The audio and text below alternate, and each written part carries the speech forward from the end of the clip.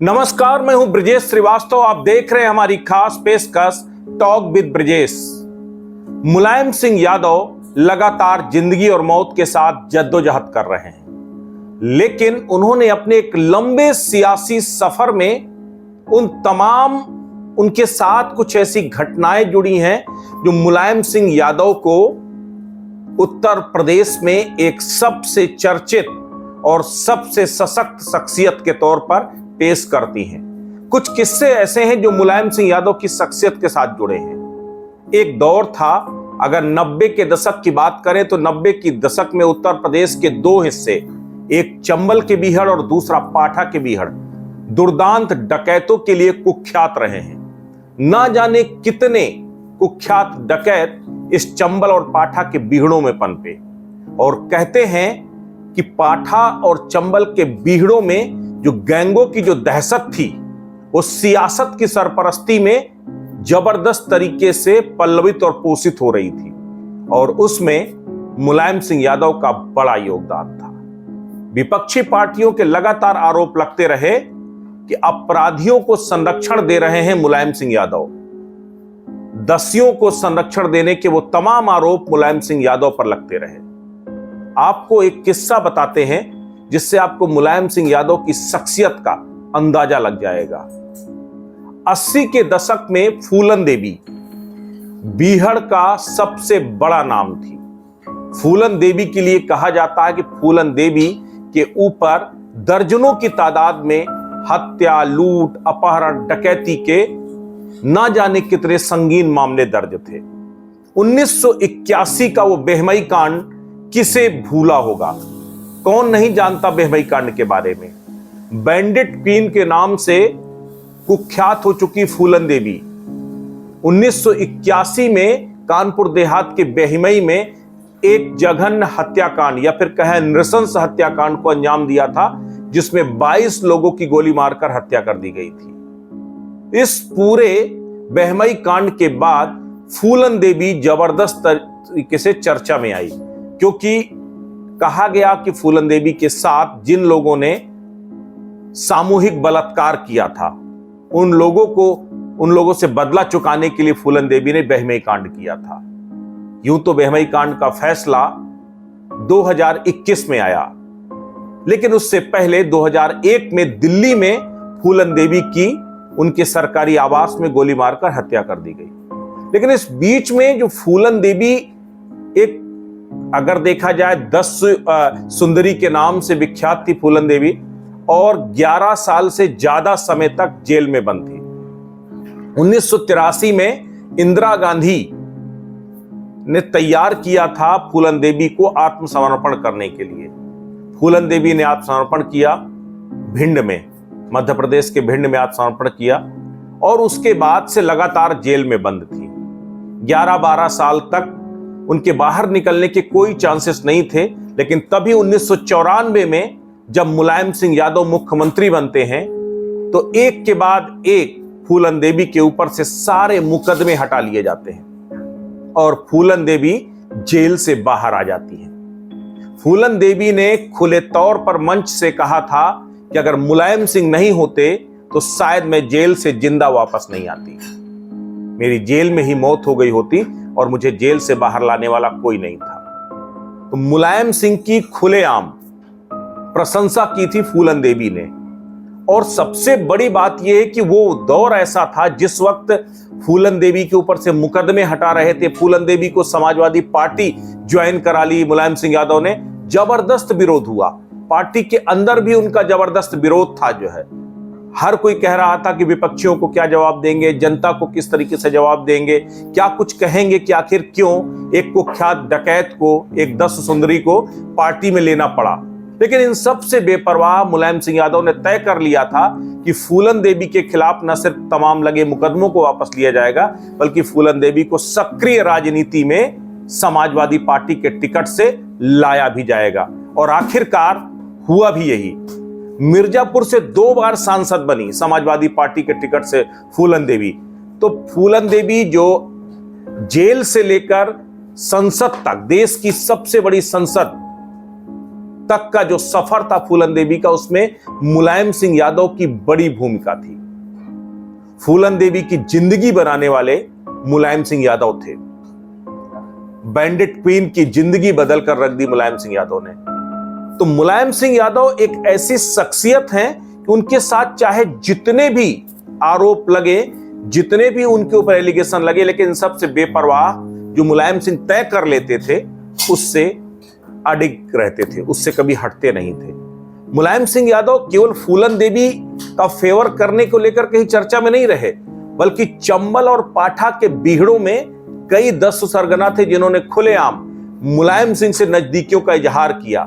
उसी में से एक थे निर्भय गुजर। 200 से ज्यादा हत्या, लूट, अपहरण, डकैती जैसे संगीन मामले जिस पर दर्ज थे, वो चंबल का सबसे बड़ा डकैत था, सबसे बड़ा खूंखार चेहरा था निर्भय गुजर का। निर्भय गुजर खुलेआम एक इंटरव्यू में कहते हैं कि मुलायम सिंह यादव मेरे माता पिता के तुल्य है और शिवपाल यादव मेरे बड़े भाई हैं। सीधे तौर पर निर्भय गुजर ने एक बयान दिया और कहा कि अगर 2007 में शिवपाल भैया मुझे विधानसभा का टिकट दे दे तो मैं इस चंबल के बीहड़ में साइकिल दौड़ा दूंगा और जो कोई बीच में आएगा उसे गोलियों से भून दूंगा। ये थे, इस तरीके से मुलायम सिंह यादव, शिवपाल यादव के ऊपर वो तमाम आरोप लगे। एक तरफ चंबल के बीहड़ थे तो दूसरी तरफ पाठा के बीहड़ में ददुआ के बेटे को, ददुआ का बेटा वीर सिंह, उसको पहले जिला पंचायत अध्यक्ष बनाया गया। सपा के समाजवादी पार्टी की सरकार थी, मुलायम सिंह यादव की सरकार थी। उस वक्त निर्विरोध जिला पंचायत अध्यक्ष वीर सिंह को जो है ददुआ का बेटा था, 5.5 लाख का इनामी था, कुख्यात दुर्दांत डकैत ददुआ, उसके बेटे को जिला पंचायत अध्यक्ष बनाया। भाई बाल कुमार को मिर्जापुर से जो है लोकसभा का टिकट दिया। खुल करके मुलायम सिंह यादव जिसके साथ खड़े होते थे उसके साथ खुल करके खड़े होते थे। तमाम आरोप लगे, ददुआ को संरक्षण देने के आरोप लगे, निर्भय गुजर को संरक्षण देने के आरोप लगे। लेकिन एक वो वक्त आया जब निर्भय गुजर का एक बयान आता है जिसमें निर्भय गुजर कहता है कि शिवपाल यादव मेरे बड़े भाई है और मुलायम सिंह यादव मेरे पिता तुल्य है। उसी के बाद मुलायम सिंह यादव शिवपाल यादव को कहते हैं कि बीहड़ से निर्भय गुजर का नाम खत्म हो जाना चाहिए। आरोप तो यह भी लगे कि कुछ दूसरी पार्टियों के संपर्क में आ गया था निर्भय गुजर, इसलिए उसे रास्ते से हटा दिया गया। लेकिन महज 1 सप्ताह के अंदर ही शिवपाल ने एसटीएफ को आदेश दिया कि निर्भय गुजर का खात्मा होना चाहिए और आखिरकार 1 सप्ताह के अंदर निर्भय गुजर खत्म हो गया। ददुआ को लेकर के जबरदस्त तरीके से सियासत चली। फूलन देवी को समाजवादी पार्टी में रोल मॉडल बनाने का काम मुलायम सिंह यादव ने किया। ददुआ को शिव कुमार पटेल उर्फ ददुआ जो 5.5 लाख का इनामी था, पाठा का सबसे दुर्दांत डकैत था, 4 दशकों तक जिसको छू पाने की हिमाकत कोई नहीं कर सका, उस ददुआ के परिवार को सियासत में सक्रिय करने का काम मुलायम सिंह यादव ने किया। उस वक्त एक दौर था जब 90 के दशक में एक नारा जबरदस्त तरीके से गूंजता था कि वोट पड़ेगा साइकिल पर, नहीं लाश मिलेगी घाटी पर। कुछ इस तरह के जुमले थे जो बताते हैं कि किस तरीके से समाजवादी पार्टी के पक्ष में माहौल बनाने के लिए उस वक्त तमाम दुर्दांत डकैत, तमाम वो चेहरे पूरी तरीके से मुस्तैदी से मुलायम सिंह यादव के साथ खड़े थे। बहुत सारे आरोप लगे, लेकिन इन सब से बेपरवाह मुलायम सिंह यादव अपनी धुन के पक्के थे। जिसका उन्हें साथ देना था उसका उन्होंने साथ दिया, जिससे उन्हें साथ लेना था उसका साथ लिया। इन सब से बेपरवाह के लोग क्या कहते हैं, विपक्षी पार्टियां क्या कहती हैं, नेता क्या कहते हैं, तो ये इन सब से बेपरवाह होकर के लगातार मुलायम सिंह यादव सत्ता चलाते रहे, आगे बढ़ते रहे। तो समाजवादी पार्टी को इस मुहाने तक लाने में, इस कामयाबी के इस शिखर पर पहुंचाने में मुलायम सिंह यादव की जो भूमिका है वो अपने आप में अद्वितीय है। मुलायम सिंह यादव के लिए कहा जाता है कि वो यारों के यार हैं। वो जिसका साथ देते थे उसका दिल खोल करके साथ देते थे, वो फिर चाहे अच्छा हो बुरा हो। और यही वजह है कि विपक्षी पार्टियां, खास करके उस वक्त बीएसपी ने जो है अपराधियों को संरक्षण देने का मुलायम सिंह यादव पर जमकर आरोप लगाया। उस वक्त तमाम नारे जो है मायावती ने जो है बुलंद किए कि चढ़ गुंडों की छाती पर, मुहर लगेगी हाथी पर। तो कहीं ना कहीं मुलायम सिंह यादव के ऊपर वो तमाम आरोप लगाए गए। बावजूद उससे इन सब से बेपरवाह मुलायम सिंह यादव लगातार चंबल और पाठा के उन तमाम दुर्दांत डकैतों के लिए मसीहा बने रहे। यूं तो अगर देखा जाए तो निर्भय गुर्जर को छोड़ करके किसी ने भी मुलायम सिंह यादव या फिर समाजवादी पार्टी से नजदीकियों का इजहार नहीं किया, लेकिन बावजूद उसके ये सब जानते थे कि समाजवादी पार्टी और खास करके नेताजी के साथ इन सब लोगों की नजदीकियां और सब उनके सामने शीश झुकाते हैं। उसके पीछे की वजह भी थी। इटावा एक ऐसा सेंटर था जहां से मुलायम सिंह यादव आते थे, जहां से चंबल के बीहड़ की शुरुआत मानी जाती है। इटावा, ग्वालियर, भिंड, मुरैना, वो जो पूरा आसपास का ये जो पूरा एरिया, वो पूरा कहीं ना कहीं चंबल का बीहड़ था। और उस बीहड़ में एक के बाद एक वो तमाम दुर्दांत डकैत पनपे, और वो तमाम जो दुर्दांत डकैत थे वो सीधे तौर पर मुलायम सिंह यादव को अपना सियासी रहनुमा मानते थे।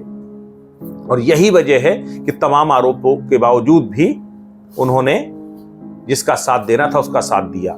फूलन देवी की तो जिंदगी बदल दी। फूलन देवी को 2 बार सांसद बनाया। फूलन देवी जिंदगी में कभी जेल से बाहर नहीं निकल सकती थी, लेकिन जेल से न सिर्फ बाहर निकाला बल्कि उनके ऊपर लगे वो तमाम मुकदमों को भी वापस लेकर के फूलन देवी को एक तरह से बेदाग कर दिया। फूलन देवी के ऊपर लगे वो तमाम दाग उन्होंने मिटा दिए। उसको लेकर के बहुत नाराजगी भी देखने को मिली। एक बड़ा वोट बैंक उनसे खिसकता हुआ दिखाई दिया, क्योंकि एक खास जाति के लोगों की हत्याएं करने का आरोप लगा था फूलन देवी के ऊपर। लेकिन उन सबको दरकिनार करके उन्हें इसका कोई फर्क नहीं पड़ता था। उनसे कहा, शिवपाल यादव ने कहा, उन तमाम समाजवादी नेताओं ने कहा कि नेताजी इसका नुकसान होगा।